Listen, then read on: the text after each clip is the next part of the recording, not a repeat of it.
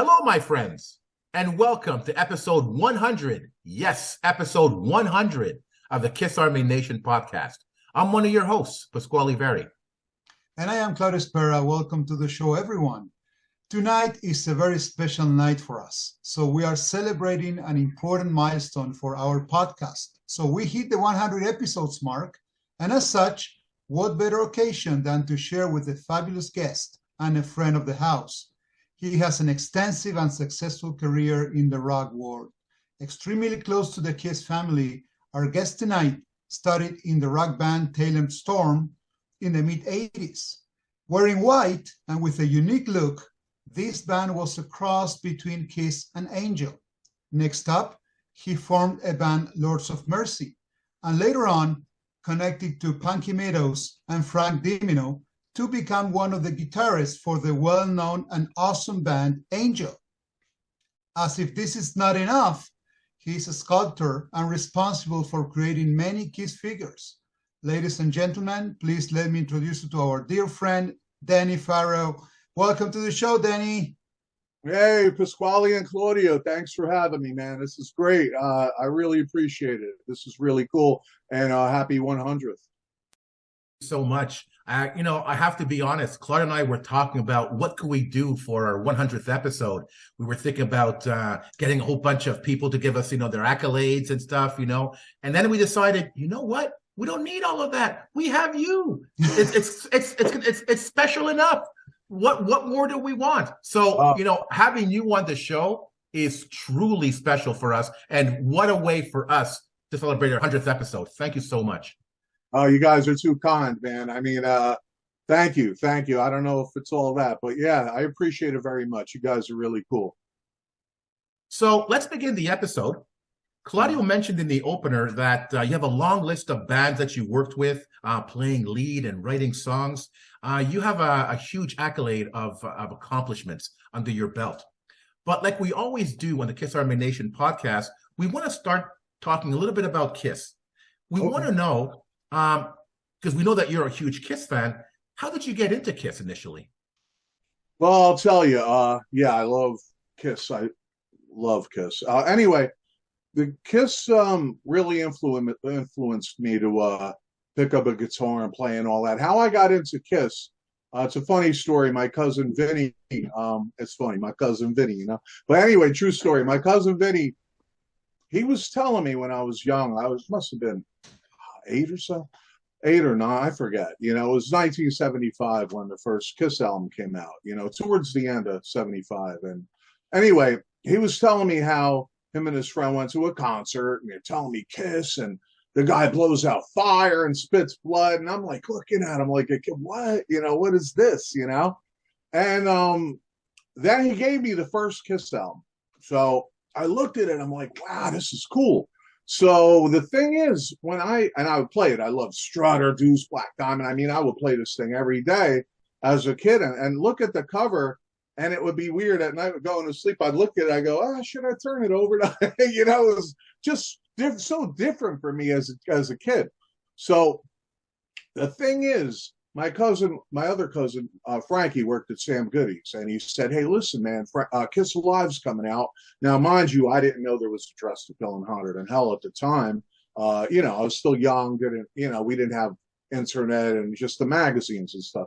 So anyway, he said, my mother said, oh, get it for Danny, get it for him, so it's, he comes in with it, and the thing is, looking at the first Kiss album, I didn't know these guys dressed in full costume and kept wearing that same makeup. I didn't know that because I only saw their faces from the first album. So when I saw that cover, and I'm like, holy shit, these guys like really do this. And they got the sheen with the spikes and the book.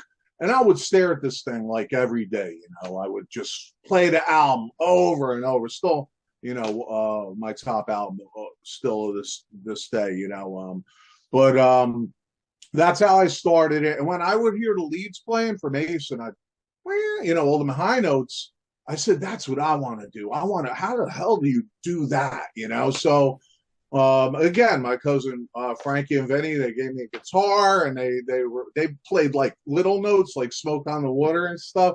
So they taught me a little bit, and I would just sit there with Kiss albums and try to learn all the stuff. Always playing wrong, but I would play with two fingers, like da na na na na na na na na. That's it. I wouldn't play with the chords yet, And then so that was really to answer your question. That's how the whole Kiss thing started, and posters on the walls. Just loved the whole image, and every album I'd buy. My mother would take me to the store and buy the album the day it came out. I'd call the record store every day.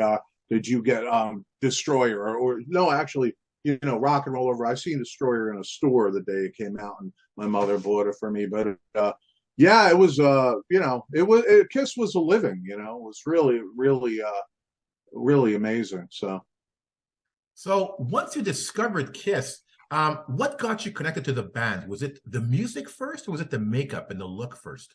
It was both, exactly both. I put on like I said, I didn't even know that they, I heard the story, what they do, but I didn't know they wore costumes and kept that face. I didn't know. I thought maybe they just wore it for that album cover, because that's all you see is the faces. So it was really both. I loved, right away, Strutter. I play this album, like, mind you, every day. My parents were like, get this kid out of the house. So, go out and play, Danny, go out and play. Because I would crank it, and it was great. It really gave you a vibe. It gave you a feeling. It gave you, every Kiss. That's what Kiss fans are like today. They're still that's their life, and just like probably you guys. So it's a living, it's not just a band. So it is true. It is true. Yeah. It's amazing how you express it in words.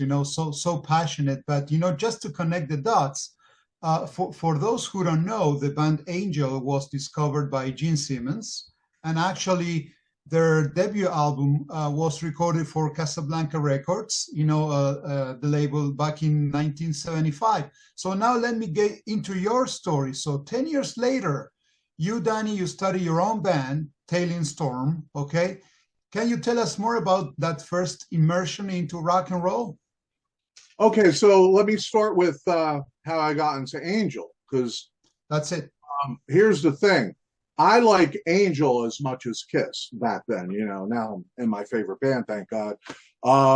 Angel, when I got introduced to Angel, I was at my friend Inger Laurie's house. She was in a band called the Nymphs, a great band. And she had hell of a band there, and I said, who's that? I seen them in magazines, but I never really got a chance to look at the album close up and listen to it. So she played it for me. I'm like, you got to give me this. Let me borrow it. She goes, here, you can have it. She gave me that. And I would play that every day. Hear Mirrors and like Punky Meadows play. I was like, he kicks in with these leads. And I was like, this guy's great. I loved it. And then his image, man, he had the perfect hair, great looking dude, and the costume, with the white, and he had the little things. Like, I was just like, this is the next, this is my next band. So this is the band I got into. So I would sit there, and then then I would get White Hot and On Earth later on, and I would sit there and play like songs like Can You Feel It and learn Punky's leads. So he was a big hero of mine. My favorite guitar player till this day. You should hear the stuff he does now, and we'll get to that. But Punky's great. And then, so what happened was when I started a band, of course, that was the look I wanted to go with. That was, he was, I love Kiss and Angel, but my favorite rock star was Punky Meadows. That was it. I used to try to do. I don't know if you can see this, but this was me then. Can you see that? But I did the hair, had the white costume, and this was my band TAYLEN STORM. I wore all white, and the rest of the guys wore black, and we were getting really big on the Jersey scene in New York City, and so the whole thing was cross between Angel and Kiss, and there was another version earlier of TAYLEN STORM. All my friends, man, I love the guys. And when that band was great too. But when that band broke up, then I put together this one, and this one almost got Enigma was interested. I used to talk to Mike Faley from Metal Blade all the time, and he was a big Angel fan. He loved our band, and so many. We were A&M Records. The people who signed Pretty Boy Floyd was interested in us. So what happened was, and we had a little turmoil in the band back then. There was the drugs and the drinking and all of that. But we of course loved each other like brothers. But shit happens, And then the grunge thing happened, so that kind of swayed things away from TAYLEN STORM, of us getting the deal that we wanted, and plus the band just started fighting, and then we kind of broke up, and that's what happened there. So yeah, love the album. You could get the TAYLEN STORM album on Demon Doll Records. I wrote the songs, and I played the lead guitar for. So yeah, that was a great band, cool band, yeah, fun times, and that it feels like that's what I'm doing now with Angel again. But we'll get into that. So, Danny, going back to what Claudia was saying in the intro, you formed the band Lords of Mercy. Right.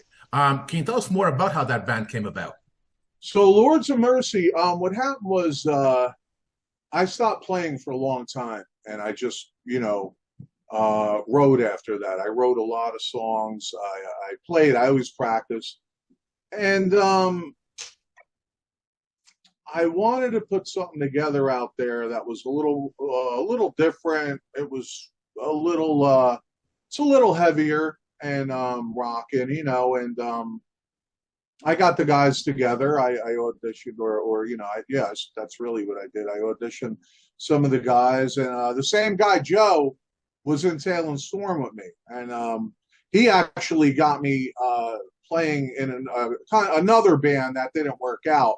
But, that was really cool. So I quit that band and formed Lords of Mercy. And then I brought Joe in to play bass. And we had Pete on drums and a great singer, Brandon Sweeney, excellent singer. I remain real close with him. And we put out an album with a real close friend of mine, Keith Roth, had a label, Main Man Records. And so I wrote the album. I play all the lead guitar. That's all. If you click Lords of Mercy on YouTube, you'll see all the songs, or Lords of Mercy full album or stuff. But so I that's that. We were coming big. We toured with a little tour with Anvil. We used to play with like Michael Schenker and Ace, and then through that, what happened was I made a lot of connections, like Eddie Trunk, and of course my brother Keith Roth, who had Main Man Records, is also the DJ for Hair Nation on Sirius Radio. He's Classic Rewind. I know he does something with David Johansen, and so he was a big part of doing our band, getting our band signed. But through him, and then meeting people like Eddie Trunk and all of that, I met Punky earlier, and I always told him, if anything happens with me, man, I'm going to ask you, to see if you want to get back in the music business. Because at the time, he really didn't want nothing to do with it. He opened up businesses. He was doing really good. And he didn't really want to get back in. I know Angel had asked him a few times when they were trying to reform. They almost did once, but that didn't pan out. And then Frank and Barry went out for a while. They did great. But so anyway, getting back, I through these connections, Keith Roth, he has a show in New Jersey on the Rat, and I told him, man, we should get Punky Meadows on. He goes, wow, that would be great, man. Can you get him? I said, I'll ask him, and then he asked me to co-host the show. So I talked to Punky, and he was into it. I told him, look, no one's heard you since years. There's no interviews of you out there. People will love it, and it'll be great for you to connect with the fans again. They love you, man. I was trying to explain to him how many fans he really still has, such as myself, and so he said, yeah, your co-hosts are cool. Let's do it. I'll feel comfortable. All right. So we did it, and let me tell you, the Rat, the owner of the Rat, came to Keith the next day, said, who did you have on last night? The servers blew out. People were trying to get in from UK, Japan, Australia on the internet because you could listen live, and the servers blew out on the Rat. It did so well, and people were going nuts, and Punky did a great job. and that led to me asking him if he wanted to do a solo album. And then Keith had the label. I helped get that label worldwide distribution. And I asked Punky if he wanted a deal. He said, hey, man, that would be great. I flew to his house, and we wrote the whole Fallen Angel album, and we co-produced it together. And, there he is. He's back. We're headlining at BB King, sold it out. We're going, we did some tour in, California. We played festivals, and we toured as Punky Meadows Angel, and it was a blast. So it was great to be playing. And now, of course, he's my best friend. We have a relationship now. We're a team for 9 years, and we just have such a close relationship. We're brothers, best friends, and that don't always happen with people who they get to play with someone they grew up with as their hero, and then it don't pan out, or they just, wow, I don't really hit it off with this guy. And if I didn't, I wouldn't stay. I would still love the dude, but no, but I love the guy. So we're doing a lot. We've been doing a lot. We produce, we write on the phone together. We write, all the time. So the Punky Meadows album charted on Billboard, and we were really happy for that. And that was that story. And I probably ran your ears off a little. So Danny, it's interesting because you touched on some of the things that we wanted to ask you. So it is true that, fast forwarding in time and through your connections, as you said before, you really became, or you got back, closer to Punky and Frank. You say that your work with Punky, what you just described, kind of paved the way for you to become an official Angel member? Absolutely. That's what started it. Actually, we never intended on doing the Angel thing. What happened was we were initially, Frank put out his solo album too. It did great. Punky put his out. We were initially thinking of doing shows together with Punky Meadows' band, our band, and Frank Dimino's band. But somehow it couldn't get together. So I said to Punky, hey man, why don't we have Frank sing for us? We'll do Angel songs. And Chandler, our singer at the time, he had some other prior events too. Of course, I love that guy too. Great singer, did a great job on the Punky album. And so therefore we were going to be held up for a while. So I said, listen, let's talk to Frank and see if, what we could do is classic Angel, stuff off our album, Punky Meadows album, and then stuff off his album, a few songs each, and put it as Punky Meadows and Frank Dimino of Angel. I called Frank. He was into it. Me and Punky talked to him, and he flew out, and that's what started that. Now, from there, I got us a record deal on Cleopatra Records. So from there, I said, look, what do you want to do? Because they want to know how this is being presented, this and that. And they said, look, the smart thing to do at this point, you got, if we're sticking together, because initially it was just a little run, and then go back to the solo stuff.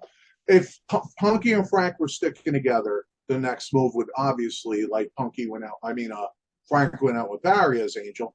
Look, you got the lead singer, you got the lead guitarist, both huge, popular in the world of Angel and, the fans. And they said, let's just do it as Angel now and wear the white again. And that's how that started. That's how that whole thing started, as to get back to Angel, And, I even sat them down. I said, look, if you're going to do this with the label, if you ever even want to try to get the originals back and do it that way, I have no problem with that. I would love, to see it, and I'll step aside, move in back when we do something else maybe.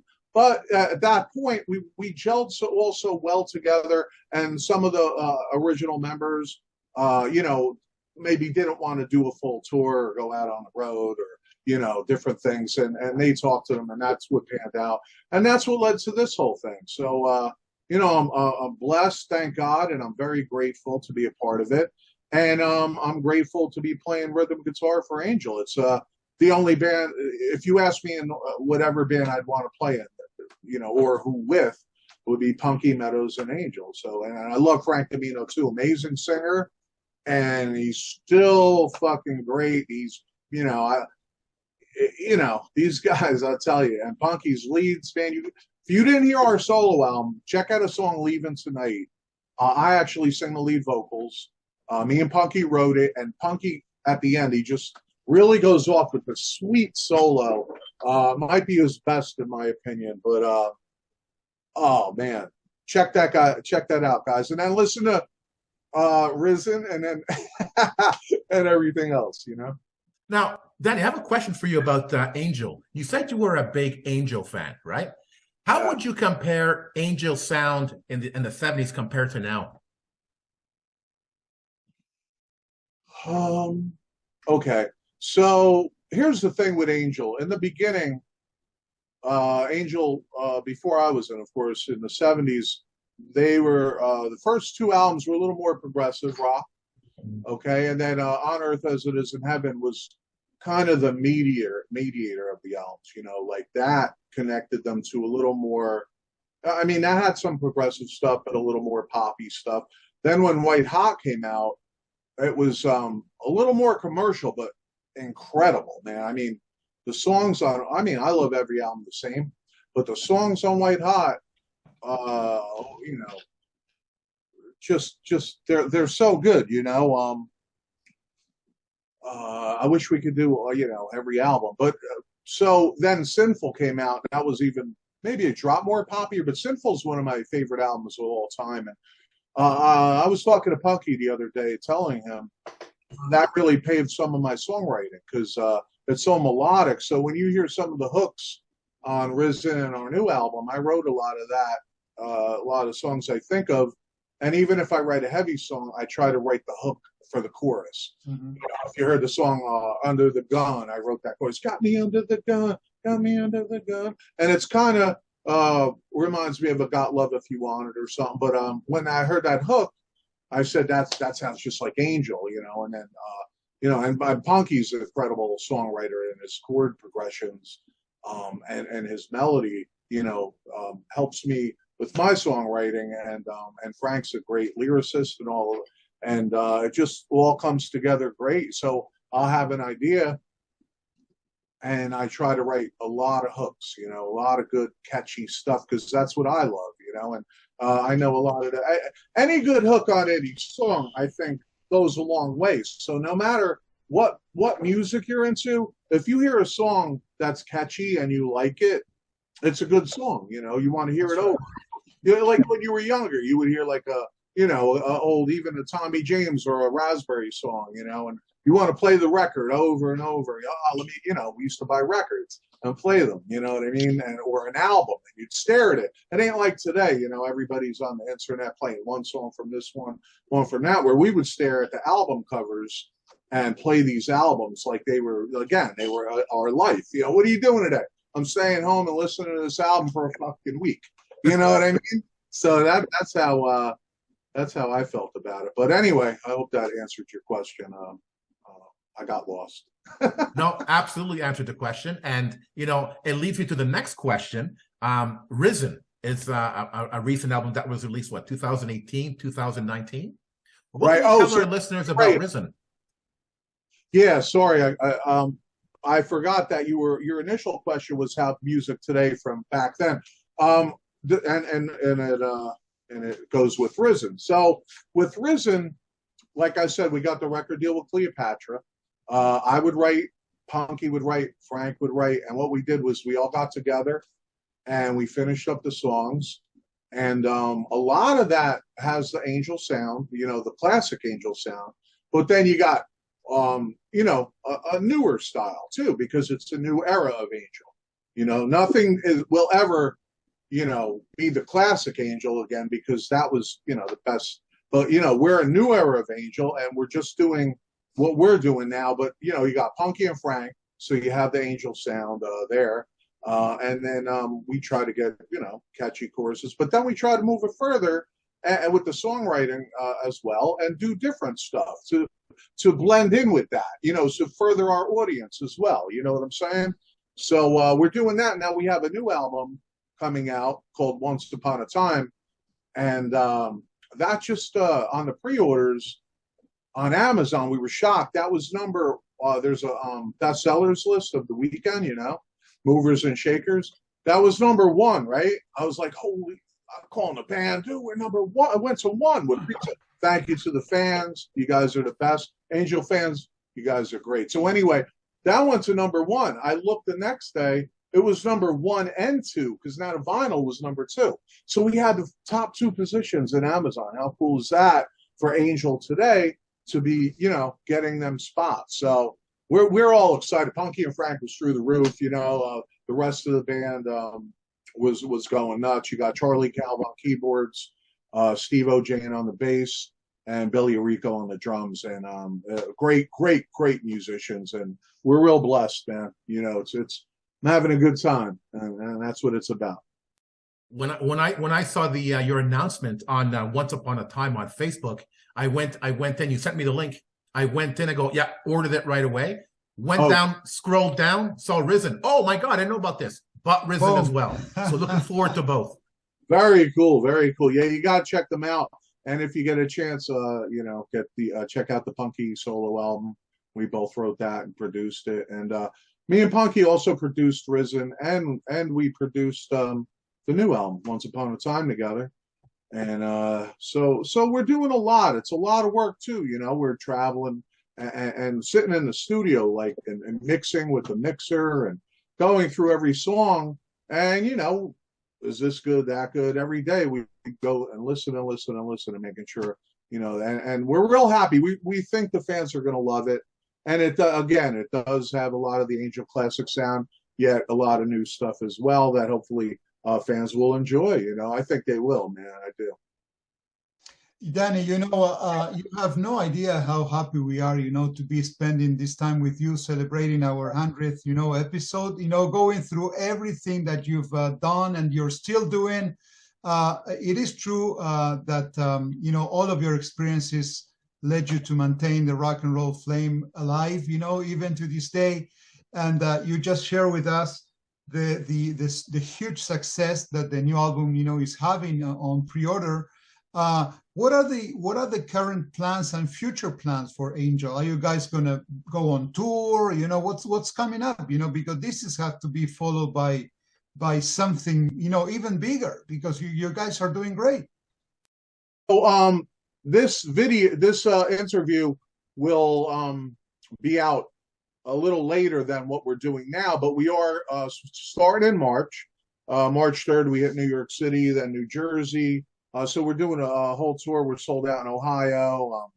We're going to Chicago, St. Louis, California. We're playing the Whiskey again, Vamped in Vegas. And we're doing some shows with Sweet in August.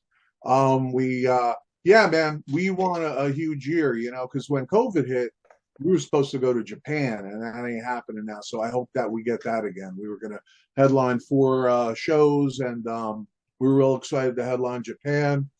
And but we want to go back to the UK. We played Belgium and Amsterdam last year. Sold out Amsterdam. It was great, man. We love playing together. Again, if we didn't have such a great time, believe me, these guys don't have to do it. So we're having a blast. Well, that's what I wanted to touch on. So I knew that you were gonna share with us the plans for touring. So how I remember you told me, off air that, Kiss and Angel were your favorite bands. Okay. Let me ask you, how does it feel to be playing now as an Angel guy, with those guys that started off in 75 or even before? How does it feel, Danny? So it must be a dream come true for you.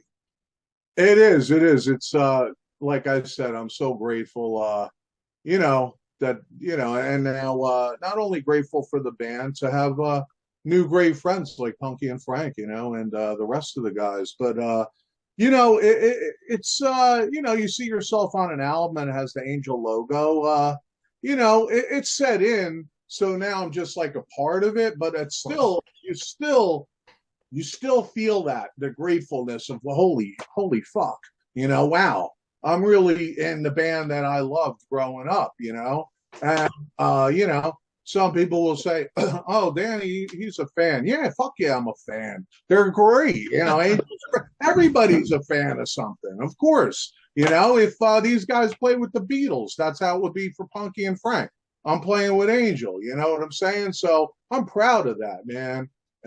You know, so I really am. I'm proud of it. I'm happy to be the co-songwriter for these albums. I'm happy to co-produce it. I'm happy to play rhythm guitar and you know, again, if I die tomorrow, man, you know, I did You're I done. did You're what I good. wanted to do. I'm sculpting for toy companies, something I never thought, you know, because I never took a lesson, you know, it was crazy shit, man. Thank God, you know, and everybody should enjoy their dreams. That's how I feel, you know, no matter what you love, even if you have to work a regular job, don't stop your dreams, man. Go for them and go for your passion. Don't let no one tell you what to do. There's so many girls I've been with that they wanted to, you know, they'll come before the music, this and that. Guess what? I'm not in a relationship and I'm happy. Not saying I won't do it again, but you know, I'm a free man and I can do what I want and you know, I love playing music. No one's gonna tell me to stop. Oh, absolute words to live by. So, Danny, I'm curious. In your extensive career, has it given you any opportunities to get to meet Kiss or get to work with the band? Never worked with them. I met we've played with Ace numerous times. Even with Angel, we all played St. Louis together. A festival. It was great. And Ace is awesome, man. Me again, he's friends with Punky, so and Frank. So them guys whenever we're near each other or playing the same thing, they, you know, they want to say hi to each other. It's funny because Ace and Punky are my all-time, you know, favorite guitarists and influences of doing this, you know. And I when I met Ace with Punky, I said, "Look, man, we got to do this." So I stood in the middle, bang. There's my two influences, got a picture, and I know a lot of people love Punky and Ace together, but you know, it's cool to have a picture with my two influences. That's like crazy. So anyway, you know, that's cool. Peter Criss, I've met a few times as well. Great, really nice guy. I mean, these guys are really cool. Then with Paul and Gene, I had opportunities, but what happened was, as I said, my friend Keith Roth, he hosts Sirius a lot and all of that. He was hosting the whole end of the road thing for Kiss and Sirius in New York City. So he did the interview. He had all the guys from Kiss. So he invited me. And I said, he goes, "You want to go, man? I'm doing Kiss. You love Kiss." I said, "Yeah, man, I'll come with you," you know, because then it was more of a, you know, you're not, you know, trying to meet them and all of that. You're invited. And that's cool. So I went with Keith and there he is sitting there.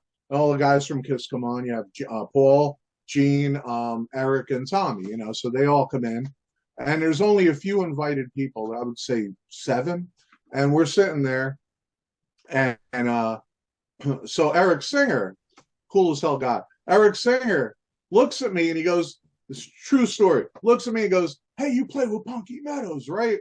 And I said, "Yeah." And here we are. They're ready for an interview, and he's talking across to me. I'm trying to whisper, like, yeah, like that. You know, I didn't want to start this shit. You know, so he's like, "Hey, yeah, I saw you on the album. Yeah, you trimmed your goatee and stuff." I go, yeah, cool. He goes, "Yeah, I'm a huge Angel fan. I saw them in the 70s, like, I think 4 times or so." So I'm like, "Oh, cool." So we're sitting there talking, and he hits Gene. He goes, "Gene, he plays with Punky Meadows." And Gene looked, he goes, "What?" He goes, "What do you play? A Punky Meadows tribute band?" He goes, who do you play? Punky Meadows? I go, no. He thought it was like a tribute band for Punky. I said, "No." I said, "I play with Punky Meadows." "Really?" He goes, "Oh, how's he doing? How's he looking?" I go, "Great, man." So now we're talking, all right? And he hits Paul. "Hey, Paul, he plays with Punky Meadows." Paul goes, "Oh, cool, man, cool." So then the interview started. Keith, you know, kind of looked, and I said, "Hey, dude, you know, they're talking." So Keith, great. He did a killer interview. Then afterwards, you know, I met them, and then they took a picture with us, which was cool to have. And then Eric came over and told me some Angel stories. One time they weren't allowed to, you know, stand up and yell at a concert. Him and his friend kept yelling, and they didn't give a shit. and I think they got thrown out or something. It was a great story. I should have called Punk, let him tell it to him. But anyway, yeah. So that's another Kiss story, which was very cool. Great guys, great guys. I love the parallel with Eric Singer because he often talks about in interviews how when he first saw Kiss in the early 70s, and in a sense he had the same experience with Angel. Right. And now he gets to see a member of Angel, and he's talking. That's so cool. It's such a cool parallel. I wasn't a member of Angel at that time. I was. Yes, I know. Right, but now I am. So. Yeah, you're Angel. But you're Angel. You're part of the band. Well, now, yeah. You're part of the legacy of that band. Absolutely. That very much. Thanks, man. Thanks. Now speaking of which, you've done so much in your illustrious career. Is there anything that you haven't done that you would like to do? That I would like to do. I don't know, man. That's a hard one. I just love writing songs and getting my songs out there. I'm into acting. I love maybe do a movie. Do a film. I did a one film with back in the day. I directed a film with Bethany Joy Lunds from One Tree Hill, and I did some extra work, and then I started independent. But then when I started my sculpting, I stopped. I lost the passion for that. But I'd love to do that again. But keep making music with Angel. That's my goal right now, and keep playing and touring with these guys. I love these guys, and a very exciting day today to see the sales, and thanks again to all the fans. Angel fans are great, and they really love the band, and I'm glad that I'm very happy that they're enjoying this era of the band as well, because we're really just trying to have fun out there and write great songs and put on a good show live, and it seems to be very appreciated, and I appreciate that as well as the members. Excellent. Danny, you touched on this before, so now let me just shift gears completely now. So sure. in the intro, we mentioned you are also a sculptor, and that you have sculpted many Kiss figurines and others, not only Kiss. So can you tell us more about that and how it all started? Okay, sure. What happened was I used to go to a lot of conventions. I still do once in a while, but and I would see they would call these things garage kits by different sculptors. There was this guy Jeff Yeager, and I was a big Wolfman fan, and Planet of the Apes was my favorite thing. I like Planet of the Apes like Kiss and Angel, so they're my favorite. I love it. Original Planet of the Apes, by the way. The other stuff's good, but original Planet of the Apes, the way they looked, everything, I loved all of that. So I was born an artist. It's a long story. I don't want to get into it too much, but I was born when I drew when I was little. I used to draw actually upside down. I was a little dyslexic or something, but I saw everything upside down. And when I was like 4 years old, my mother saw it, said, "Danny, that's a good picture from a comic book, but it goes this way." And I'm like, whoa. And I remember, the only reason I remember that, because usually you don't remember when you're 4, right?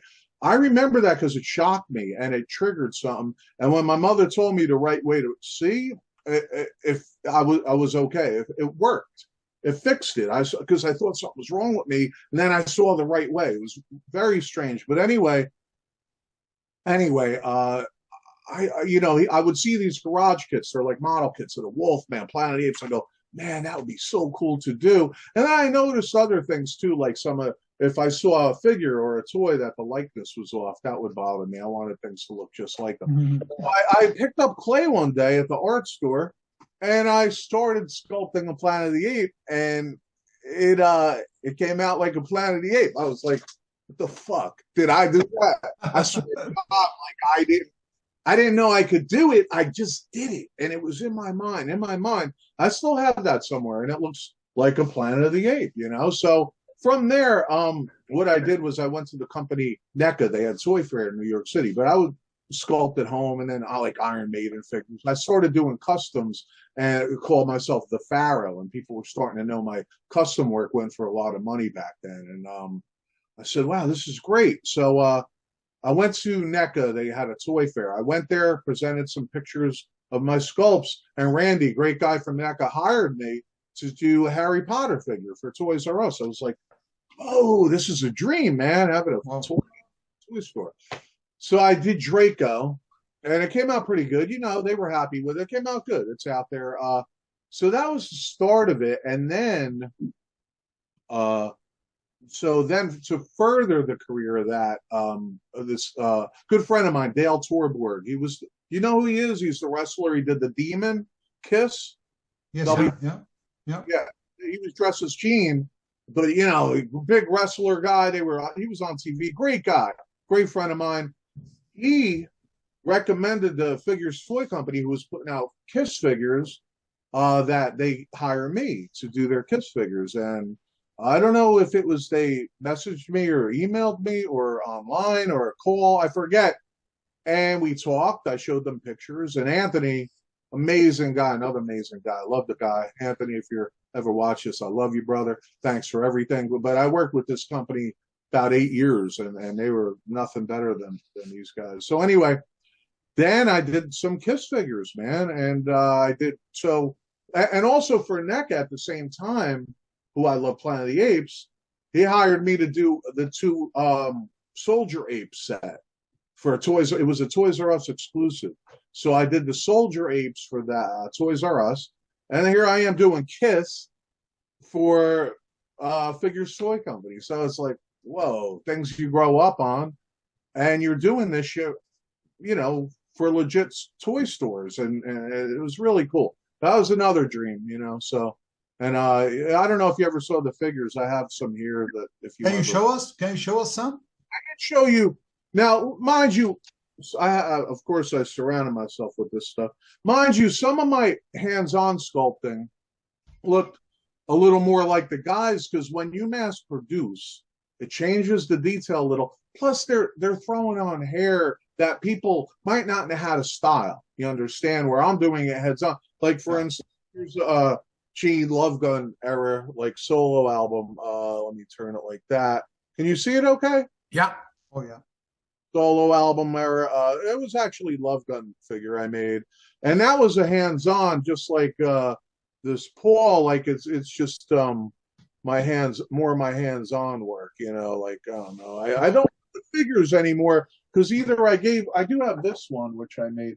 That's great. Either gave them away or sold them or whatever. And this was a cool Gene Hotter Than Hell figure. And this one, I actually made a removable tongue.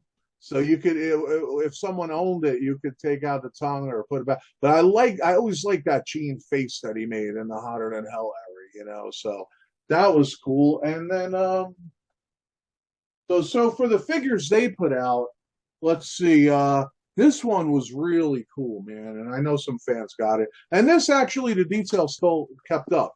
This was a Gene alive, and it spit blood.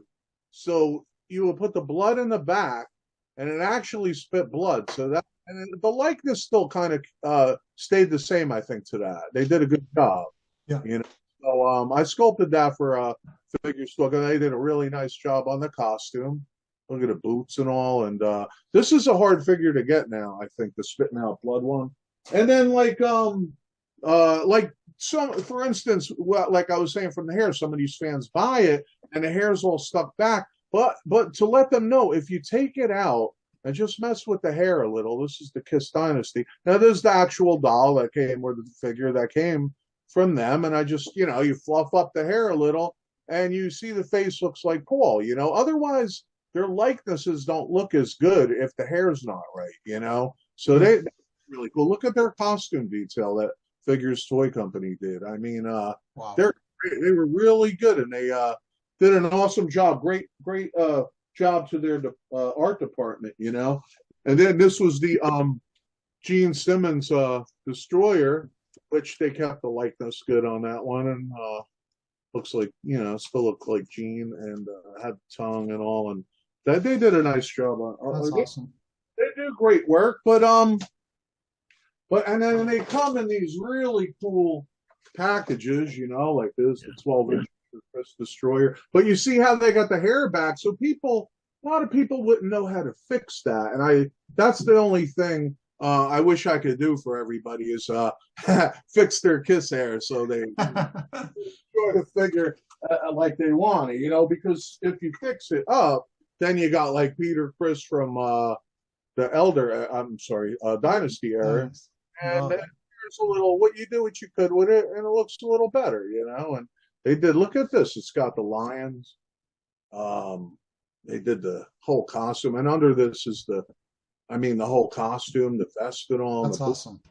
They did a great job. These you may still be able to get, but it's very hard because a lot of this stuff gets up there in the price, and it starts being worth money. And then like we were saying, Planet of the Apes. This was actually a NECA prototype. There's an ape head I did. I did the 2-pack for them, which I love. But see if you guys remember this. So growing up, and I know you guys know this. So Angel and Kiss were on the same label, right? Here's my original Kiss Army. I don't know if you guys got this. Oh yeah. And it's filled with all the letters still and all the 8x10s and pictures. I got the poster somewhere. This one came with the Alive poster, the first one. But I still got this. But did you guys know, this is really cool, and Angel fans know, but they have an Angel Earth Force. So it's like the Kiss. Look at that. Okay. Yeah, they put out an Angel Earth Force, and this is packed with posters, stamps, the what do you call it? The members. Whatever. The membership card, you got it. Anyway, this is packed like the Kiss Army. So beautiful stuff Casablanca did. They were a great record company, I think. So there's a movie coming out, Spinning Gold, I heard. Yeah. Yeah, yes, sir. Yeah. I wish they had the guys really have the Kiss makeup. Have different makeup. It's altered. I guess they couldn't get the rights, but and I'm hoping Angel's in it, so that'd be cool. Maybe we'll go to the premiere. You're going to be invited for sure. Yeah, we'll see. We'll see.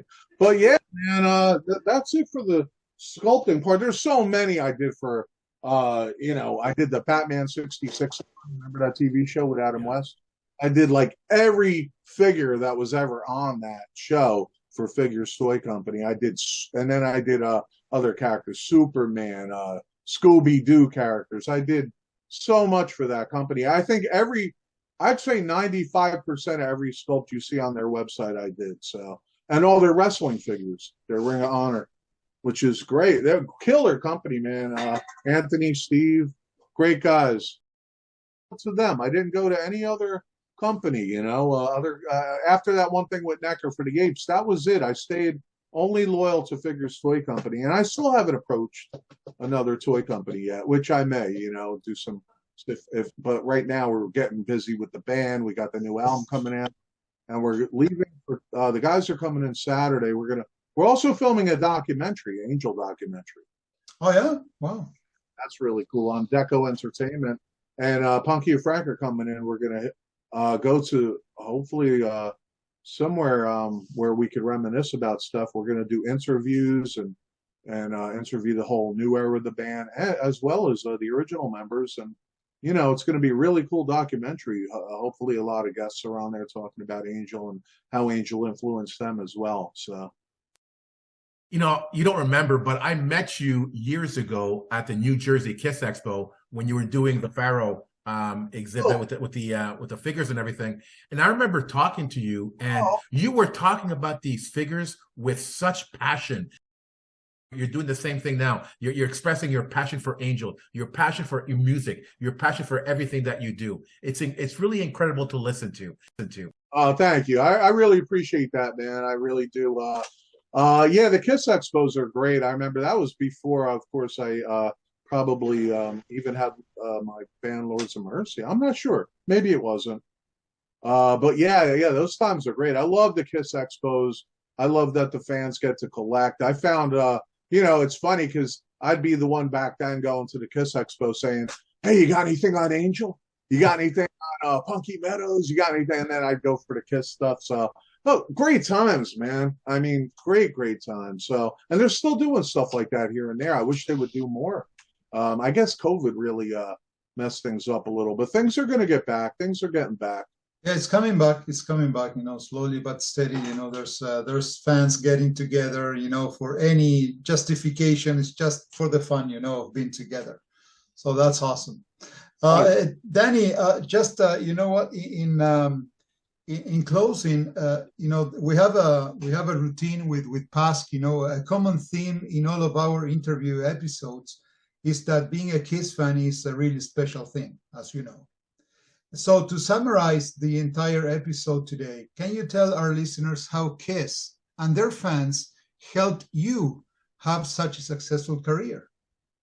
Oh, absolutely, man. I mean, Kiss fans are the best. I mean, they're like Angel fans. You see, when you have a band where you love every member and stuff, I mean, fans like that. And it's funny because we talk about the fans. When I was in high school, I wore like a Kiss and Angel shirt every day. Like every day they were like the two bands. Of course, they made more Kiss shirts, so I would wear these Kiss shirts all the time, proud and feel like when I wore like a Kiss or Angel shirt, I felt like I was in the band, and nobody, I hear stories of some people saying like Kiss was negative things. When I was in school, maybe because I might have been a little older, but everyone loved Kiss back then, and people loved Angel and stuff. I must have grew up at the time where I didn't hear none of that. I mean, if they said anything, we'd jump them anyway. What? That's right. But no, but I mean, I'm only kidding. But like seriously, we wore Kiss proud. We wore Angel proud. We wore these bands, and I didn't give a shit what nobody thought. And I just did my thing, and the fans that I grew up with helped me, with confidence, being sure of myself, liking my art. Yeah, let's go to the Kiss concert. I saw Kiss in the Rock and Roll Over Destroyer tour at Madison Square Garden the first time they played. My cousin Frankie brought me, him and Vinny, I told you, started me on the guitar and stuff. He brought me to see Kiss, and I was blown away. Here they are, life. And you see the fans. First time I seen this, I'm like, holy shit, there's people dressed in them in the audience. This was before, you really knew about that. This is the first time they played the Garden, and people were dressed as Kiss. And I'm like, this is cool. Then I got the tour book, and you stare at it. And these are the things. I got to see Kiss again, the Alive 2 tour at the Garden the next year, which was incredible. We snuck up. My sister caught Gene Simmons' guitar pick and gave it to me, and my brother-in-law caught Gene Simmons' towel with the blood, threw it at me. Oh, wow. That to me. And then the following year, I saw Angel at the Capitol Theater, and I got to meet them pretty much all backstage. That's a whole funny, cool story, but we'll save that maybe for another time because, it's a long interview, and I don't want to keep you guys. But another thing, I got a shout out to our booking agent, Mark Hyman, and his assistant Andrew, who's been doing a great job booking us. They're awesome, Ashley Talent. So, I have to give them a shout out. I love Mark. We talk every day, and he's really trying to really push us, which is cool. So you need somebody like that on your side. That's really where we're at right now. It's a good thing. You mentioned the fans, and it's interesting. A lot of Kiss fans have the same things in common regarding movies, regarding music. And you talk to any Kiss fan, or most of the Kiss fans, they're Angels fans. Angel fans are Kiss fans. So here we are talking about Kiss. We're talking about Angel. We're talking about Angel. We're talking about Kiss. They're one of the same. It's all part of the same family. I agree. And I don't know if you knew this, but I think you might. That Angel, Gene Simmons wanted Punky after Ace left in Kiss. Yeah. So that was a big story. And, maybe Punky will come on and tell that to you guys one day. But yeah, that's another great story. So yeah, a lot of the connection is there. Same music, same label, both wearing costumes, both great images, theatrical, and very cool. Danny, I'm going to repeat myself. I cannot think of a better way to celebrate our 100th, with you. So entertaining, so much information, so many details that I wasn't aware of. And I'm sure that this could be, forever. We could take like 10 hours, talking about all of this, but we had to put it in only an hour. Now I'm going to pass the puck to Paz, but thank you so much, Danny, for being with us. Such a cool guy, so humble, and you're one of us. You're a Kiss fan, you're an angel, superstar, rock star. So thank you so much for being here with us. Oh, thank you guys, man. You guys are cool as hell. We'll have to have a beer sometime, and if you don't drink, I'll have a beer. And anyway, you guys are really cool. You guys are great. I really appreciate you having me on. It's really cool, and I'm glad we had this whole discussion about Kiss and Angel and our favorite band. So, and when we started this podcast, 2 years ago, we're in our third year now. Never thought we'd have someone like you, Danny, on the show and talking about all these amazing experiences that you've had with Angel, with Kiss, and in the music world.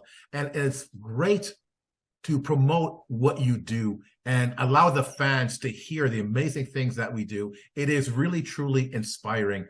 And again, such a pleasure to have you on the show. Such a pleasure to have you on our 100th show. Such an honor. Thank you again. Thanks, Pasquale. I appreciate the kind words, and happy 100th. You guys keep it going, man. You guys are doing an amazing job. And again, I appreciate you having me on. We had a good time. Thank you so much. That means a lot. Thank you. All right. To the Kiss Army, we hope you enjoyed this episode. I know we did. If you have any questions, comments, or ideas, please send them to talktome@kissarmynationpodcast.com. Until the next time, remember, never stop rocking. Take care, everyone. If you enjoyed this episode, like and subscribe on YouTube or follow us on Spotify, Automatic, iHeartRadio, or wherever you listen to podcasts. Don't forget to make yourself heard. Leave us a comment on Facebook, Twitter, or Instagram. See you all soon, Kiss Army.